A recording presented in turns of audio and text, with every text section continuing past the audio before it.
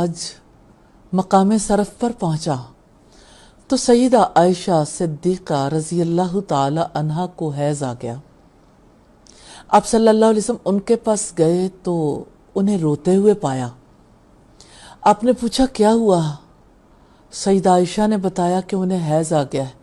آپ نے فرمایا یہ تو وہ چیز ہے جو آدم علیہ السلام کی بیٹیوں پر لکھ دی گئی، آپ اپنے اعمال حج انجام دیتی رہنا، صرف طواف کو چھوڑ دینا، جب پاک ہو جاؤ گی تو اس کے بعد طواف کر لینا، تو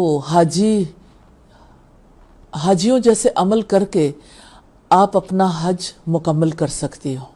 یوں ساری دنیا کی خواتین کے لیے سیدہ عائشہ صدیقہ رضی اللہ تعالی عنہا کا حیض ایک مثال بن گیا کہ خواتین اس حالت میں کیسے اپنے فرائض انجام دے سکتی ہیں۔ الحمدللہ رب العالمین۔ پھر آپ صلی اللہ علیہ وسلم آگے روانہ ہوئے۔ مقام صرف پر ہی ایک اور واقعہ پیش آیا۔ آپ صلی اللہ علیہ وسلم سے سوال کیا گیا مقام صرف پر، آپ نے جب حاجیوں کو خطبہ دیتے ہوئے کہا کہ آپ میں سے جو قربانی کا جانور لے کر آیا ہے وہ حج کے احرام کو برقرار رکھے گا، اور جو قربانی کا جانور ساتھ نہیں لایا وہ حج کے احرام کو عمرے میں بدل سکتا ہے۔ سراقہ بن مالک نے پوچھا یہ حکم ہمارے لیے ہے یہ باقی لوگوں کے لیے بھی؟ آپ نے فرمایا یہ حکم سب کے لیے ہے۔ پھر آپ صلی اللہ علیہ وسلم آگے روانہ ہوئے۔ حج کا قافلہ ہے، کیسے جذبوں کے ساتھ وہ سفر ہو رہا تھا، کیسے للہیت، کیسے اللہ سبحانہ و تعالیٰ کے لیے اخلاص تھا۔ لبیک لبیک کی صدائیں ہر طرف سب لوگوں کے دلوں کو گرما رہی تھیں۔ اللہ سبحانہ و تعالیٰ کے حضور حاضری لوگوں کے دلوں کو بے قرار کر رہی تھی، اور مقام ذی طویٰ آ گیا۔ ذی طویٰ میں آپ صلی اللہ علیہ وسلم نے رات بسر کی۔ آپ کو چلے ہوئے کئی دن بیت چکے تھے۔ آپ نے فجر کی نماز پڑھائی اور اس کے بعد آپ صلی اللہ علیہ وسلم نے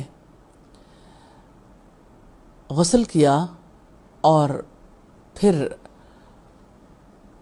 آپ صلی اللہ علیہ وسلم نے اگلا سفر جاری رکھا۔ جب آپ مکہ کے لیے روانہ ہوئے 9 دن بیت چکے تھے۔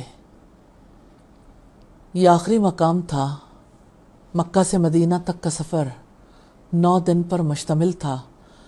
25 ذوالقعدہ کو چلے تھے، اور اب ذوالحجہ کی 4 تاریخ تھی۔ اللہ سبحانہ و تعالیٰ کا گھر جوں قریب آ رہا تھا، حاجیوں کے دل کی بے قراری بڑھ رہی تھی۔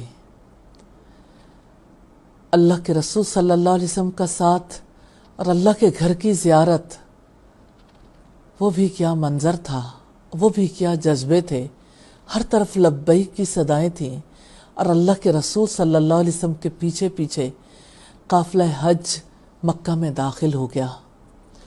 یہ سفر جاری ہے۔ آگے بیت اللہ میں آپ صلی اللہ علیہ وسلم کیسے داخل ہوئے، آپ نے اگلے اعمال کیسے انجام دیے، انشاءاللہ اگلی بار دیکھیں گے۔